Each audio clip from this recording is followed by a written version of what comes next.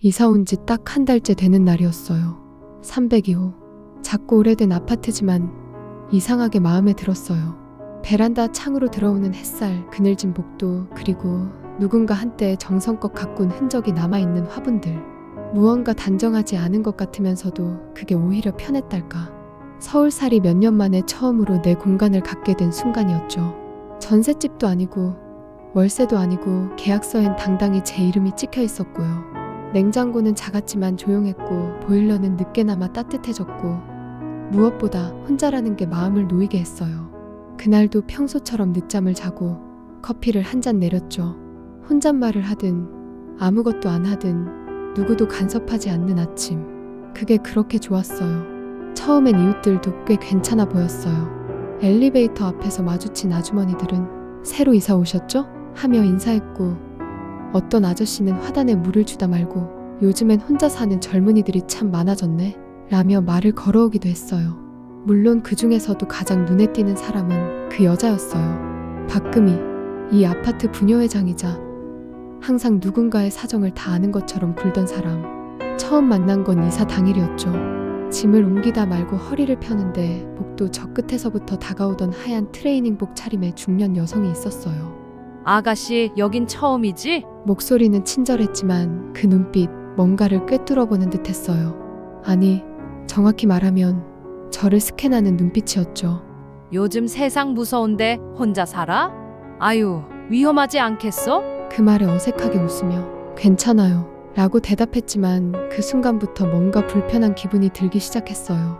그 여자는 자꾸만 다가왔어요. 엘리베이터에서 마주치면 웃으면서 밤늦게 들어오지 말고 배달 음식은 냄새 심하니까 조심하고. 그 말투는 겉으론 걱정이지만 속은 감시였어요.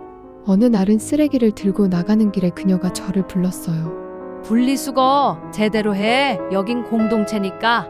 그 말에 또 웃으며 알겠다고 했지만 뒤돌아섰을 때는 왠지 등골이 싸늘했어요. 자꾸만 생각이 많아졌죠. 내가 예민한 건가? 원래 아파트란 곳이 이 정도 간섭은 있는 건가? 그런데 이상했어요. 엘리베이터 CCTV는 꺼져 있었고 관리실은 항상 비어 있었고 현관엔 작은 팻말이 있었어요. 이 아파트의 모든 행정은 부녀회에서 담당합니다.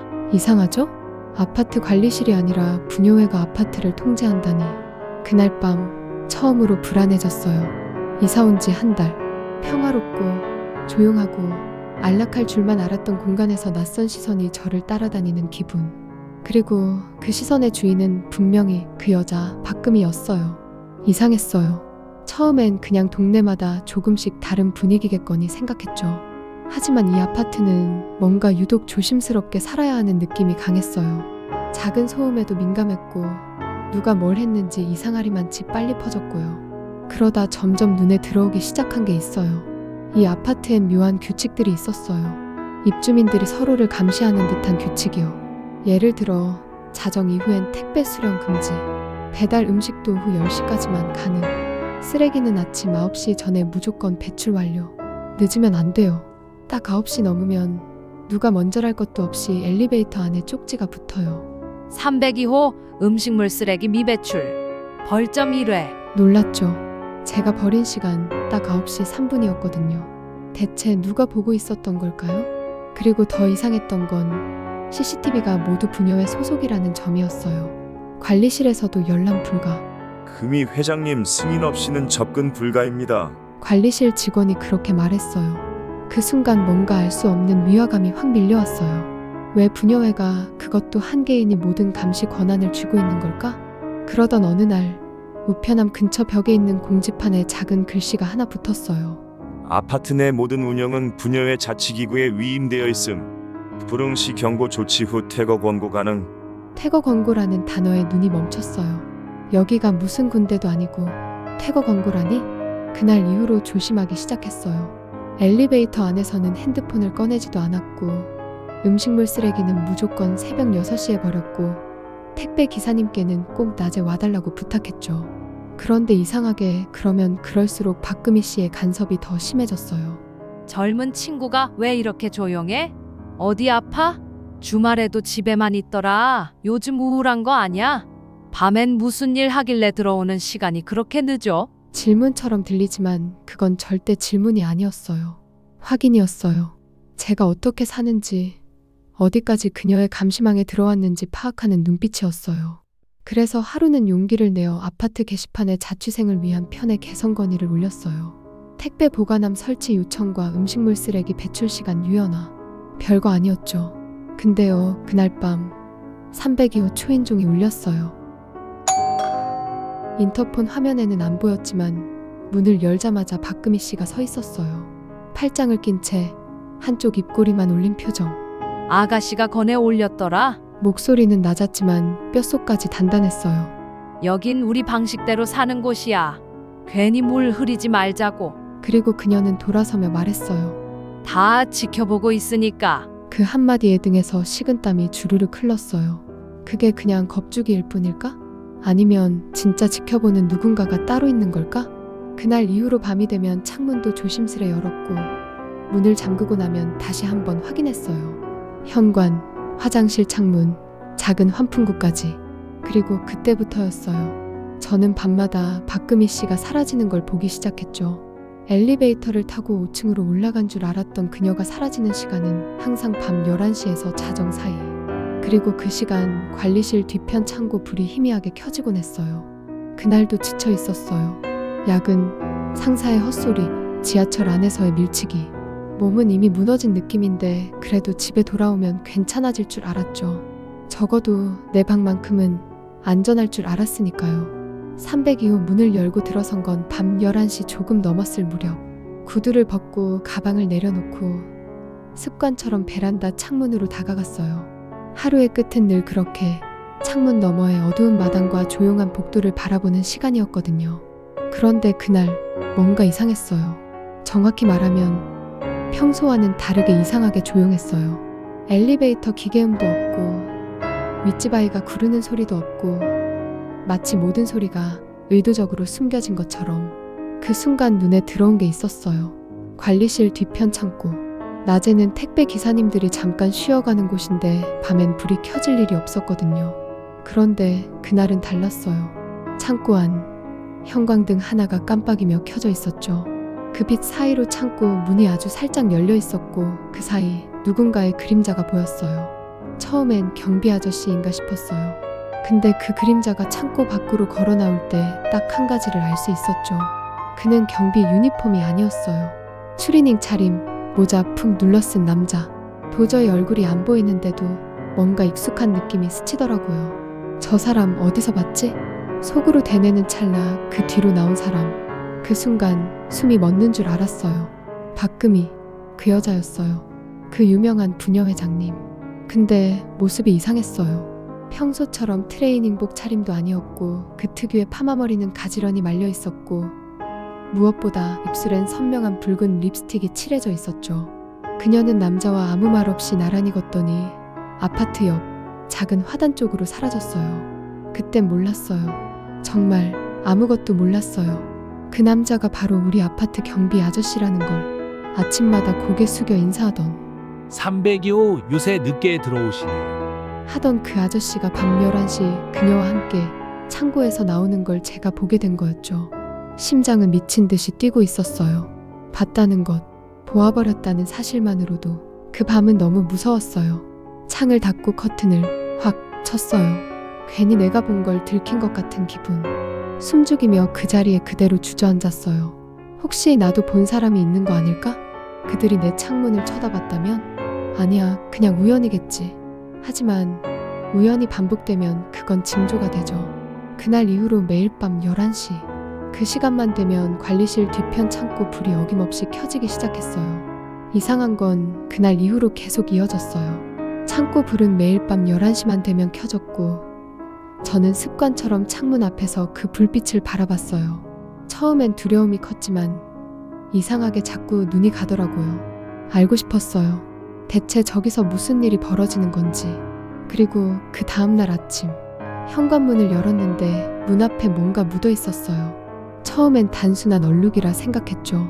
근데 자세히 보니까 어딘가 끈적하고 까맸어요. 기름기 같은데 묘하게 비린내도 났어요.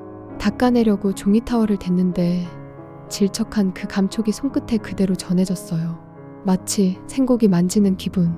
순간 등에서 땀이 났어요.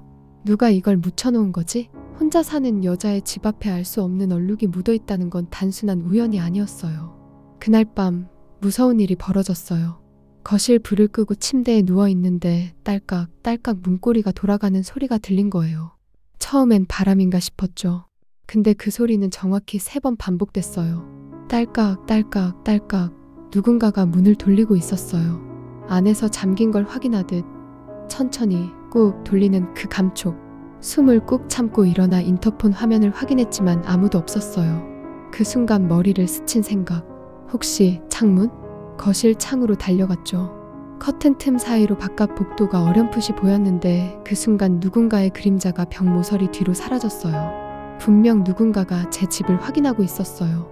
내가 자는지, 문이 잠겼는지, 혹은 안에 누가 있는지를. 바로 다음 날 경비실로 내려갔어요. 그 사람, 그 창고에서 박금희 씨와 함께 나왔던 그 남자가 경비실 안에 앉아 있었어요. 무릎 위에 종이컵을 얹고 있었고 테이블 위엔 믹스 커피 2잔이 놓여 있었죠. 제가 들어서자마자 그는 미소 지으며 말했어요. 아유, 놀랐죠. 밤엔 가끔 바람이 심해서 그런가 봐요. 말은 그렇게 했지만 눈빛은 전혀 놀란 기색이 없었어요. 나는 조심스레 말했어요. 현관문이 누가 돌리는 것 같아서요. 혹시 CCTV 좀 확인해 주실 수 있을까요? 그는 웃으며 커피 하나를 내밀었어요. 그리고 이렇게 말했죠. 요즘 혼자 사는 여자 진짜 조심해야 돼요. 이 동네가 원래 좀 조용해서 무슨 일이 생겨도 잘 모를 수 있거든요. 순간 그 말이 위협처럼 들렸어요. 이 동네에선 무슨 일이 생겨도 아무도 모른다. 그 말을 하고 있는 그 사람이 지금 나를 쳐다보고 있다는 게 너무 무서웠어요. 그리고 그 커피를 내 손에 쥐어주는 그 순간, 이건 경고다. 본 걸 잊으라는 경고. 아무 말도 하지 말라는 경고. 내가 모른 척하면 살 수는 있게 해주겠다는 듯한 협박. 나는 웃으며 커피를 받았지만 속으론 이미 정했어요. 모른 척하지 않겠다고, 지켜보겠다고, 그리고 끝까지 가보겠다고. 그날은 유난히 무거운 날이었어요. 날씨도 흐렸고 아침부터 이상하게 가슴이 답답했어요. 무슨 일이 일어날 것 같은 기분. 근데 왜 그런 날은 정말 무언가 벌어지잖아요? 퇴근하고 돌아와서 씻지도 않은 채 소파에 누워 있었어요. TV는 켜져 있었지만 화면이 눈에 들어오질 않았어요. 자꾸만 현관 쪽이 신경 쓰이고 거실 불도 일부러 켜둔 채 잠깐이라도 눈을 붙여보려 했었죠. 하지만 그날 밤 또 한 번 그들이 존재하고 있다는 걸 제 귀로 듣게 되었어요. 밤 10시 30분쯤이었을 거예요. 분리수거를 하러 나가야 했거든요. 요즘은 정해진 시간 아니면 벌점 먹는 것도 무섭고 괜히 또 쪽지 붙을까봐 불안했어요. 비닐봉지를 들고 복도로 나섰을 때 엘리베이터 대신 비상계단을 택한 건 그냥 왠지 사람들이 안 보이는 쪽으로 가고 싶었어요. 그런데 2층과 3층 사이 계단 벽 뒤편에서 났고 거친 목소리가 들려왔어요. 처음엔 그냥 술 취한 주민인가 했죠. 근데 그 대화 내용이 정상이 아니었어요. 이 여편네 진짜 무서워졌어. 아무 소리도 안 했는데 다 본 것 같더라니까. 시끄럽게 굴면 다 망하는 거야. 조용히 시켜야지. 입만 무겁게 만들면 돼. 그 순간 심장이 쿵 내려앉았어요. 여편네에 다 본 것 같더라. 입을 무겁게 만들어야 한다. 그게 나라는 생각이 들어버린 순간 몸이 굳어버렸어요. 다리를 움직일 수도 숨을 쉬는 것도 잊을 만큼. 그 목소리는 분명 2 남자였어요. 한 명은 쉰 듯한 중년의 목소리, 다른 한 명은 어딘가 귀에 익은 조용하지만 뼈있는 말투. 그리고 잠시 후 웃음소리, 낮게 깔린 웃음. 놀랍게도 진짜 웃고 있었어요. 누군가를 없애자는 이야기를 하면서도 그 사람들은 웃고 있었어요. 지금 내가 들은 게 뭐지? 진짜 이런 일이 현실에 있는 거야? 숨도 제대로 쉬지 못한 채 쓰레기를 들고 정말 조용히 뒤돌아서 엘리베이터로 향했어요. 버튼을 누르고 나서도 혹시 누가 따라오는 건 아닌가 엘리베이터 안에 숨어서 숨죽이고 귀를 기울였죠. 엘리베이터 문이 닫히기 직전 복도 끝에 누군가의 발끝이 스쳐 지나가는 게 보였어요. 그날 이후로 저는 결심했어요. 이 아파트에서 투명인간처럼 살아야겠다고. 말도 줄이고 눈도 마주치지 않고 엘리베이터에서 누가 인사해도 고개만 끄덕였어요. 마트 갈 때도 출퇴근할 때도 항상 모자를 깊게 눌러쓰고 이어폰을 꽂고 다녔어요. 실제로 음악은 듣지 않았어요. 그저 누가 뭐라고 해도 듣지 못한 척하려고요. 하지만 그 속에서도 결코 눈은 감지 않았어요. 나는 계속 지켜봤어요. 창고 불빛, 박금희의 동선, 경비 아저씨의 시선, 그리고 그 이상한 대화가 들렸던 계단 앞. 이제는 확신이 들었어요. 이 아파트는 절대 평범하지 않아요. 여기엔 규칙이 아니라 조직이 있어요. 말 안 듣는 사람을 조용히 만드는 시스템. 그리고 저는 그 시스템에 눈치챈 사람이 되어버렸어요. 지하실에 뭐가 있다. 이건 처음부터 내 직감이었어요. 그 창고 불빛, 밤마다 사라지는 사람들, 묘하게 젖은 느낌의 복도 바닥, 모든 단서가 하나로 이어지는 곳. 바로 지하실. 아파트 1층 한쪽 구석, 가끔 입주민들이 쓰레기를 임시로 보관하거나 간단한 공사도구가 놓여있는 공간. 평소엔 문이 닫혀 있었고 아무도 드나드는 걸 본 적이 없었어요. 적어도 대낮엔 말이죠. 하지만 어느 날 밤 또다시 11시 7분. 늘 그랬듯이 302호 창문 앞에 서 있었고 그날은 달랐어요. 불빛이 지하실에서 새어나오고 있었어요. 조용히 슬리퍼를 벗고 발끝으로만 움직였죠. 계단을 타고 내려가면서 휴대폰 녹음 기능을 켰고 주머니엔 예전 회사에서 받았던 작은 펜카메라를 숨겼어요. 가슴이 뛰었어요. 진짜로 들켜버리면 여기서 끝날 수도 있다는 생각에 스쳤죠. 지하실 문 앞 닫혀 있었어요. 하지만 고무줄로 살짝 잠겨있는 걸 보자 누군가 자주 드나드는 곳이란 걸 직감했죠. 조심스럽게 문을 밀었어요. 작은 소리였지만 그 어둠 속에선 천둥처럼 울렸어요. 지하실 안은 곰팡이 냄새, 퀴퀴한 먼지 냄새, 그리고 뭔가 부패한 냄새가 섞여 있었어요. 손전등은 켜지 않았어요. 불빛은 곧 존재의 증거가 되니까. 대신 작은 플래시 앱을 살짝 켰고 빛이 닿은 곳에는 낡은 철제 선반들과 커다란 자루들이 놓여 있었어요. 그리고 그 순간 지하실 끝쪽에서 무언가를 끄는 소리가 들렸어요. 자루를 끄는 소리였어요. 무겁고 축축한 무언가를 끌고 있는 소리. 숨을 죽였어요. 그 소리가 가까워졌고 빛이 움직였고 그 안에서 그녀가 나왔어요. 박금희. 하지만 그 모습은 내가 알고 있던 부녀회장이 아니었어요. 흰 셔츠 소매를 걷어붙였고 장갑을 낀 손으로 무언가를 끌고 있었어요. 그 뒤엔 경비 아저씨가 있었죠. 두 사람은 말없이 움직였어요. 마치 이미 수십 번 반복한 일인 것처럼 자연스럽고 침착하게. 자루는 젖어 있었어요. 바닥에 끌리는 소리와 함께 축축한 자국이 남았어요. 저 안에 뭐가 있는 거지? 상상조차 하기 싫었어요. 하지만 도망치고 싶지도 않았어요. 나는 펜카메라를 가슴에 꼭 붙이고 작은 틈으로 영상을 찍었어요. 그때 박금희가 고개를 들었어요. 그녀의 시선이 그 어두운 틈을 정확히 바라보는 것처럼 느껴졌어요. 심장이 멈추는 줄 알았어요. 누구 있어? 목소리는 작았지만 칼날 같았어요. 나는 한치도 움직이지 않았고 숨조차 내쉬지 않았어요. 잠시 후 그녀는 경비 아저씨에게 말했어요. 조심해. 누가 본 것 같아. 그날 밤 나는 기어오르듯 계단을 올라 방으로 돌아왔고 현관문을 2번, 3번 잠갔어요. 자리에 주저앉은 채 온몸이 덜덜 떨렸어요. 진실은 드러났어요. 하지만 그걸 알게 된 순간부터 나는 이제 목격자가 아니라 표적이 되었어요. 그날 이후 나는 예전처럼 창밖을 바라보지도 못했고 소리내어 숨도 못 쉬었어요. 지하실에서 본 그 자루, 금희 씨의 손에 들려있던 그 끈, 그리고 그녀가 남긴 말. 누가 본 것 같아. 그건 내 이름을 부르는 거나 다름없었어요. 다음 날 아침 현관문 앞에 신문이 놓여 있었어요. 문제는 나는 신문 구독을 한 적이 없다는 거예요. 혹시나 싶어 넘겨봤어요. 첫 장엔 아무것도 없었어요. 하지만 2번째면 광고란 사이에 조그맣게 접힌 쪽지가 끼워져 있었어요. 모른 척해요. 그러면 다 같이 행복해져요. 순간 눈앞이 아찔해졌어요. 아무런 발신인도 이름도 없었지만 나는 확신했어요. 이건 그들의 말이라는 걸. 그날부터 매일 아침 신문이 도착했어요. 비 오는 날도 휴일도 빠지지 않고 302호 앞엔 검은 비닐에 쌓인 신문 한 부가 도착했죠. 매번 다른 쪽지가 있었어요. 입 다물면 사는 데는 문제 없어요. 괜한 정의감은 오래 못 가요. 조용히 살아요. 지금처럼. 하루하루 신문은 일기처럼 쌓였고 나는 그 종이 위에 묶여가는 기분이었어요. 그리고 일주일쯤 지난 어느 날 현관 앞에서 냄새가 났어요. 문틈 아래로 스멀스멀 올라오는 썩은 듯한 비린내. 구역질이 날 만큼 강하고 역했어요. 문을 조심스럽게 열었는데 그 앞엔 커다란 비닐봉투가 놓여 있었어요. 투명하지 않은 검정 비닐. 묶인 끈에서 붉은 국물이 새어나오고 있었고 그 안엔 생선 내장이 가득했어요. 손도 못 댔어요. 그 장면을 본 순간 너무 놀라서 뒤로 넘어질 뻔했죠.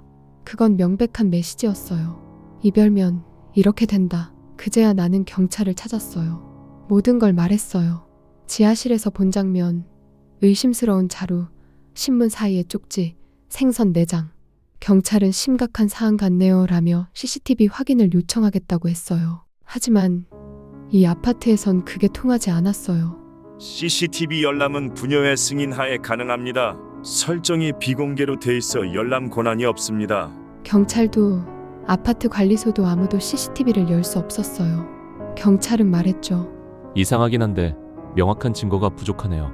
혹시 이웃 간 다툼이나 오해일 수도 있고요. 그 순간 세상이 나를 피해망상 환자 취급한다는 걸 깨달았어요. 이 아파트 전체가 박금희 씨의 소나귀에 있었어요. 공포보다 더 무서운 건 내 목소리를 아무도 믿지 않을 때였어요. 집으로 돌아오는 길, 나는 핸드폰으로 자꾸만 카메라를 확인했어요.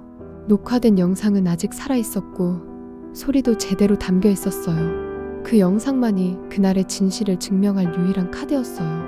하지만 문제는 나는 그 카드가 있다는 걸 들켰을 수도 있다는 거예요. 그날 밤 현관 앞에 쪽지가 하나 더 도착했어요. 지금 지우면 기회는 다시 올 수 있어요. 나는 그 쪽지를 들고 가만히 주저앉았어요. 너무 조용한 밤. 밖에선 빗방울이 땅에 닿는 소리만 들렸어요. 그 쪽지를 쥔 내 손이 떨리고 있었어요. 무서워서? 아니요. 이젠 싸울 준비가 되었기 때문이에요. 그날은 부녀회 총회가 열리는 날이었어요. 정확히 말하자면 박금희의 지배를 합법화시키는 행사 같은 거였죠. 매년 열리는 아파트 자치회의, 관리비 인상안 복도 청소 담당 구역, 쓰레기 분리수거 방식 같은 겉보기엔 사소한 이야기지만 실제로는 누가 이 아파트를 통제할 것인가를 공식적으로 재확인하는 의식이었어요. 박금희는 회의장 입구에서 입주민들을 일일이 반갑게 맞이했고 누구보다 환한 웃음으로 자신이 신뢰받는 사람이라는 걸 보여주려 했죠. 근데 그날 그녀는 몰랐겠죠. 누군가가 그녀의 모든 걸 기록하고 있었다는 걸. 나는 회의장 한쪽에 앉아 있었어요. 창가 쪽 조명에 잘 안 잡히는 구석. 주머니 속엔 USB가 있었고 백팩 안엔 노트북이 들어있었어요. 회의가 시작되고 박금희는 익숙한 말투로 아파트 운영 계획을 발표했어요. 올해도 여러분 덕분에 큰 사고 없이 운영됐습니다. 우리는 가족이에요. 서로 신뢰하며 살 수 있는 그런 공간. 그 순간 나는 조용히 손을 들었어요. 저 잠깐 발언 좀 하겠습니다. 금희 씨의 얼굴이 굳었죠. 그 찰나의 경직, 표정이 아니라 본능적인 반응. 302호 이름이? 김지연입니다. 김지연 씨, 무슨 문제가 있나요? 나는 대답 대신 노트북을 꺼냈어요. 그리고 USB를 연결했죠. 화면에 내가 찍은 영상이 재생되기 시작했어요. 처음엔 어둡고 조용했어요. 하지만 이내 지하실 창고의 문, 박금희 씨의 그림자, 그리고 젖은 자루를 끌고 나오는 두 사람의 모습이 화면에 드러났죠. 순간 회의장 안은 숨소리조차 멈췄어요. 제 옆에 있던 주민이 화면을 보고 소리쳤어요. 이게 뭐야? 저 사람 금희 회장 아니야? 뒤에 있는 남자 경비 아저씨잖아. 사람들의 웅성거림이 점점 커졌어요. 옆에 있던 주민은 내 노트북을 회의실 큰 화면에 연결했어요. 화면 속 박금희는 무표정하게 자루를 끌고 있었고 그 자루 밑에는 붉은 액체가 바닥에 흘러내리고 있었어요. 누군가는 비명을 질렀고 누군가는 자리에서 일어났어요. 박금희는 태연하게 말했죠. 저 영상 조작일 수 있어요. 하지만 그 말이 끝나기도 전에 두 번째 영상이 이어졌어요. 비상계단에서 녹음된 대화. 이 여편네 진짜 무서워졌어. 다 입만 무겁게 만들면 돼. 그 음성은 또렷했고 경비 아저씨의 쉰 목소리는 누구도 부정할 수 없는 현실이었어요. 박금희는 아무 말 없이 서 있었어요. 사람들이 그녀를 보기 시작했어요. 존경이 아닌 공포와 경멸로.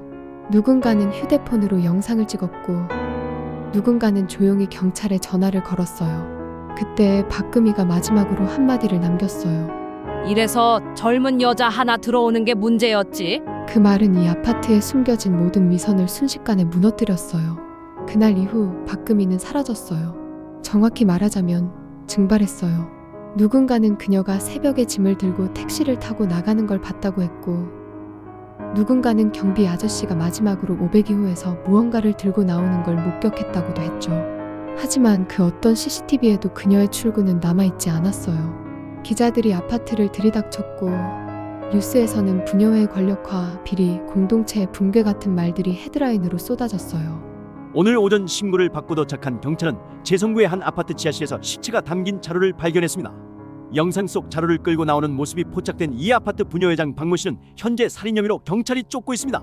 박모 씨를 중심으로 조직적 감시와 협박 정황도 함께 드러나 경찰은 해당 아파트 전체에 대한 전면 수사를 착수했습니다. 대대적인 속보가 쏟아져 나왔고 방송국에서는 인터뷰를 요청하는 사람도 있었어요. 하지만 나는 아무 말도 하지 않았어요. 이미 너무 많은 걸 말했고 너무 많은 걸 들었고 이제는 그냥 조용히 사라지고 싶었어요. 이삿짐을 쌌어요. 몇 안 되는 물건들, 새로 사지도 못하고 애착만 가득했던 살림살이들, 그런 것들을 하나둘 정리하면서 나는 302호와 작별을 준비했어요.